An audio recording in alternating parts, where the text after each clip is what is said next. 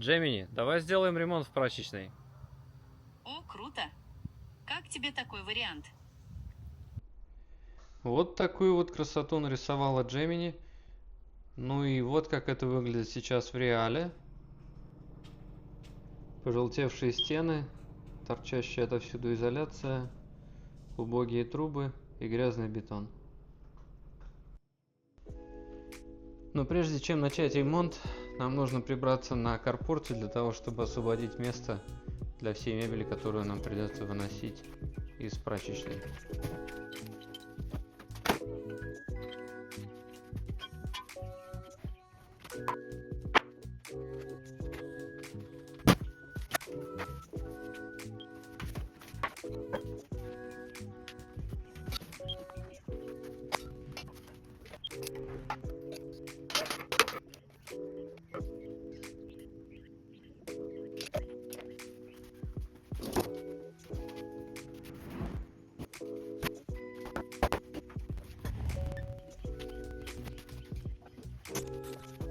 Белые материалы мне еще пригодятся, поэтому мы их складируем правильным образом, напилим немножко прокладок и уложим все обратно.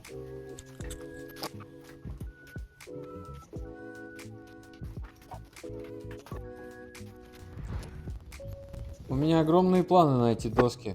Хочу пустить их на мебель для патио. Соберу диванчик и пару кресел.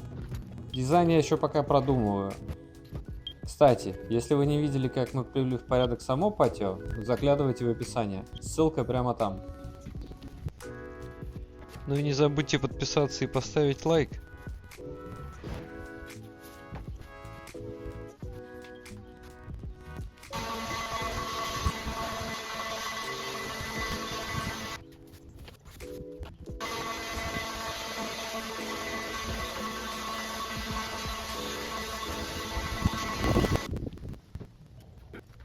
Итак, первый этап мы завершили, прибрались немножко на карпорте. Теперь предстоит уборка в прачке, ну и затем мы начнем выносить все из нее для того, чтобы произвести косметический ремонт. Рождество уже закончилось, пора удалять.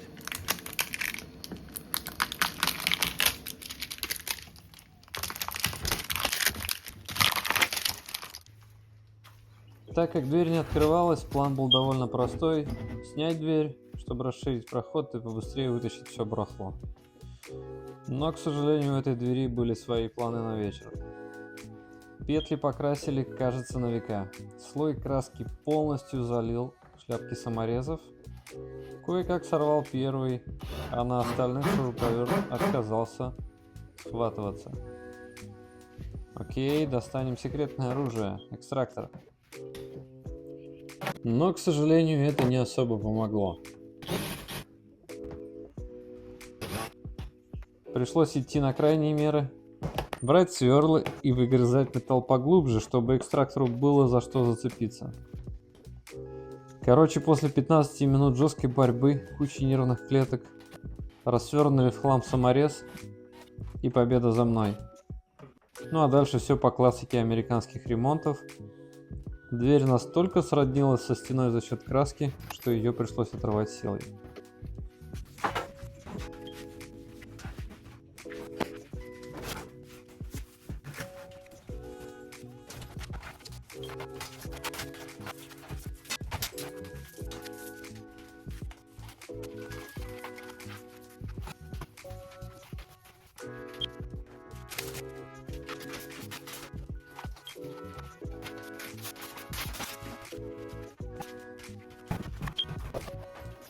Ну а теперь давайте посмотрим, что я, как плюшный со стажем, тут накопил и собрал за все время.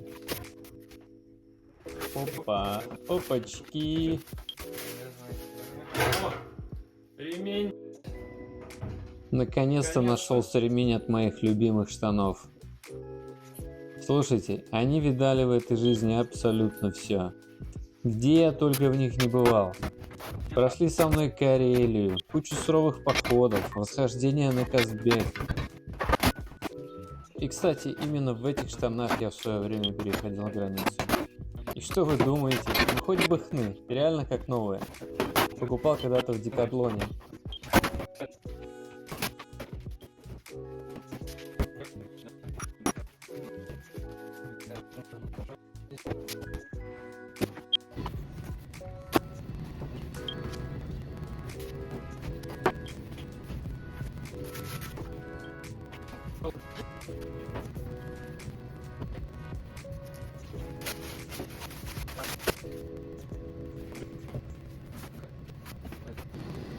Итак, мы отсортировали все нужное от ненужного.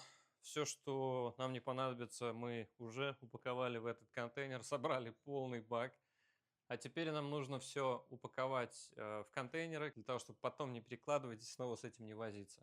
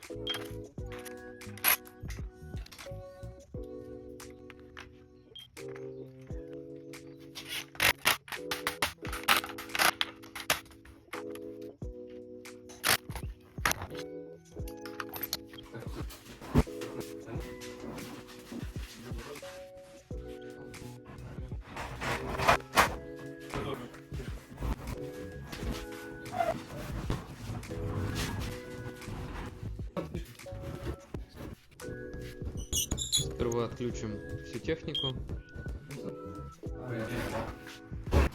Стиральная машинка запитана по 110 вольт, а вот сушилка уже по 220 вольт.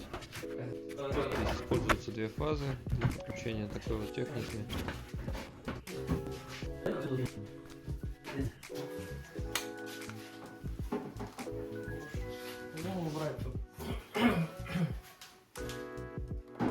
Терку забыл.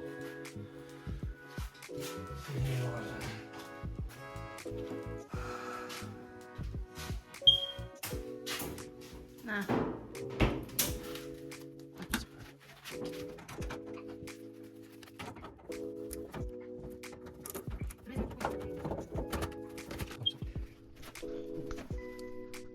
Ну а водоснабжение здесь также идет по горячей и по холодной стороне.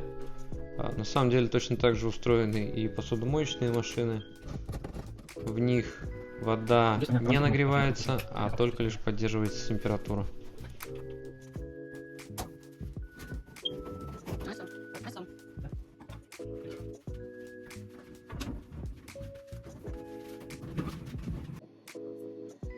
Так, ну все, вынесли. Теперь будем приступать к демонтажу всего вот этого барахла. Включая плинтуса, вату и прочие ненужные вещи.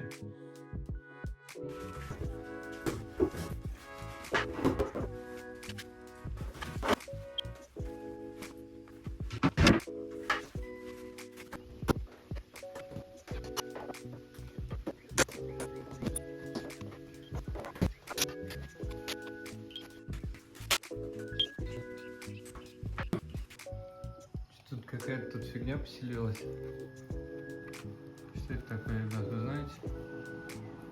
Птичка, что гнездо там свело.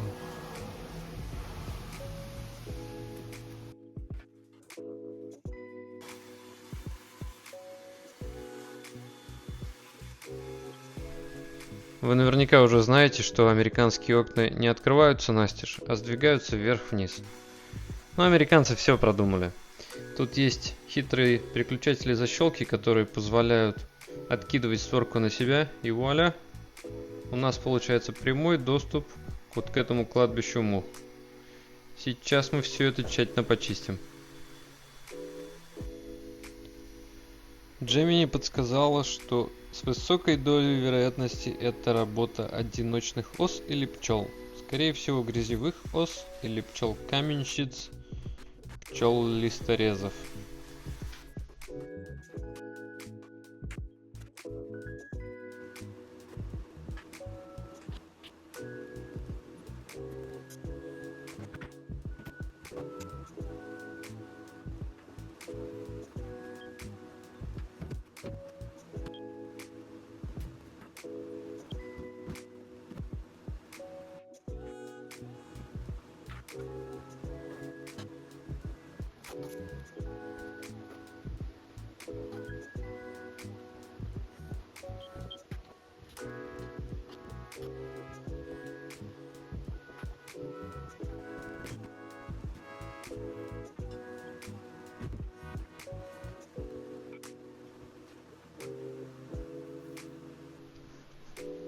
Вот эта бумажная лента используется в Америке для того, чтобы закрывать швы при стыковке гипсокартона.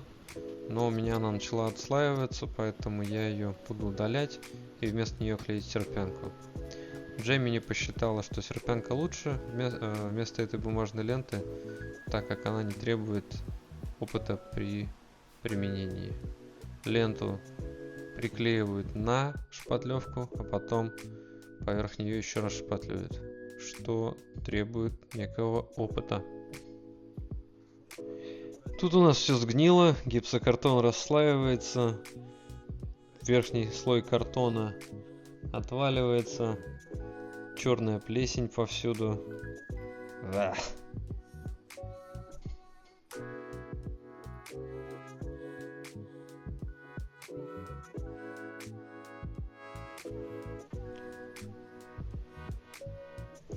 Ну а тут при прошлом ремонте решили не заморачиваться и просто кинули какой-то лист.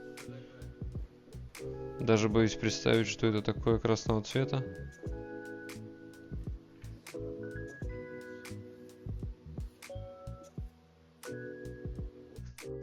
Ну а сейчас мы закончим с удалением бумажной ленты, а затем посмотрим, что там за этим гипсокартоном. Так сказать, оценим масштаб трагедии. Но что-то мне подсказывает, что ничего хорошего я там не увижу.